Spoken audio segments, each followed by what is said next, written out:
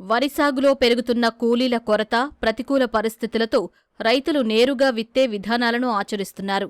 తమ వీలును బట్టి వెదజల్లడం లేదా యంత్రాలను ఉపయోగించి వరుసల్లో విత్తుకోవడం చేస్తున్నారు. ఆంధ్రప్రదేశ్లోని విజయనగరం జిల్లాలో గత ఏడాది నుంచి రైతులు వరిని నేరుగా విత్తుకుంటున్నారు. డ్రమ్ సీడర్, సీడ్ డ్రిల్, నాటు యంత్రాల ద్వారా వరి సాగు చేస్తున్నారు. ఏరువాక కేంద్రం శాస్త్రవేత్తల సూచనలతో ఈ విధానాలను అవలంబిస్తున్నామని, సాధారణ నాటు వేసే పద్ధతి కంటే వెదవరి విధానం సులభతరంగా ఉందని రైతులు చెబుతున్నారు. ఏరువాక కేంద్రం గారు ప్రోత్సాహంతో డ్రమ్ సీడర్ వేస్తున్నాం సార్. 4 ఎకరాలు ఒకే రోజులో 4 కూలీలతో అయిపోతుంది సార్. ఇది అదే కానీ మనం నారు పోసి చేయడం వల్ల లేబర్ కూడా మాకు బాగా టైట్, ఎక్కువ ఖర్చు అయిపోతుంది.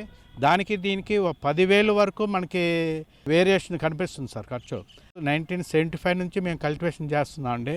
నేనంతా ఎక్కువ ప్యాడీ సీడ్కే ఇచ్చేవాడినండి. ఆ రోజుల్లోనే ఆడమనిషికి ₹1 కూలి ఇచ్చేవాడినండి, మగవాళ్ళకి 4.5 కూలి ఇచ్చేవాడినండి. అప్పుడు కూడా ₹70 అలాగే బస్తా ఉండేది, 75 కేజీలను.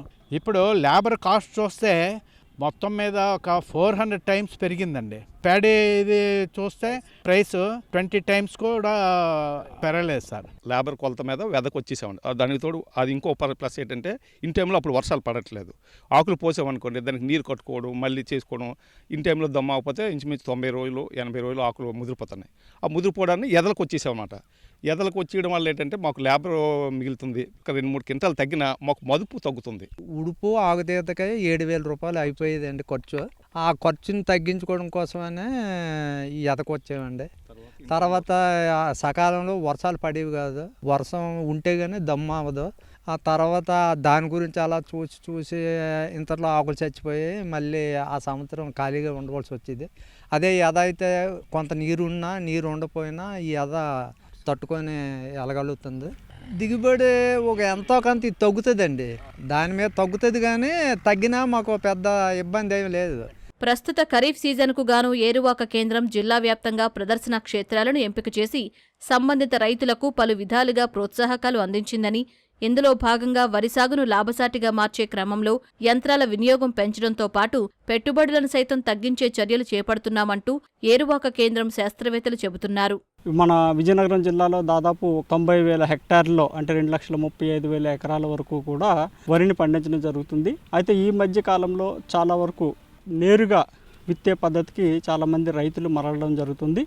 ఒకటి ఏంటంటే నేరుగా పొడి ఎద పద్ధతిలో విత్తుకోవడం, రెండవది ఏంటంటే డ్రమ్ సీడర్ పద్ధతిలో నేరుగా విత్తుకోవడం. తొలకరి వర్షాలు ప్రత్యేకంగా ఏంటంటే ఎద జల్లుకునేటటువంటి రైతులకి అనుకూలంగా ఉంటాయి. గత సంవత్సరం వరకు చూసుకుంటే ఈ 90,000 హెక్టార్లో దాదాపు 10,000 హెక్టార్లు అంటే 25,000 ఎకరాల వరకు కూడా విజయనగరం జిల్లాలో ఎద పద్ధతిలో సాగు అనేది జరిగేది. ఈ సంవత్సరం చాలా ఎక్కువగా పెరుగుతున్నట్టు మనం గమనించడం జరిగింది.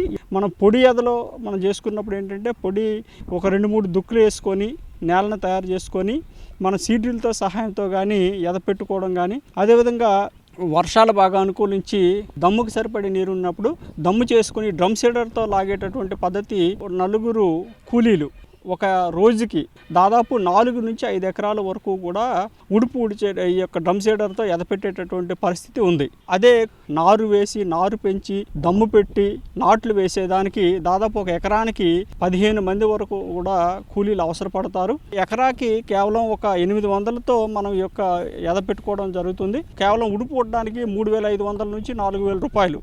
అదే విత్తనం చూసుకుంటే మనం నారు వేసి నారు పెంచి విత్తనం ఉడిచేదానికి ఒక ఎకరాకు 30 కిలోల వరకు కూడా విత్తనం వేయడం జరుగుతుంది. ఈ డ్రమ్ సీడర్తో వేసుకుంటే కేవలం 10 కేజీల విత్తనంతో మనం పూర్తిగా ఒక ఎకరాన్ని విత్తుకోవడం జరుగుతుంది.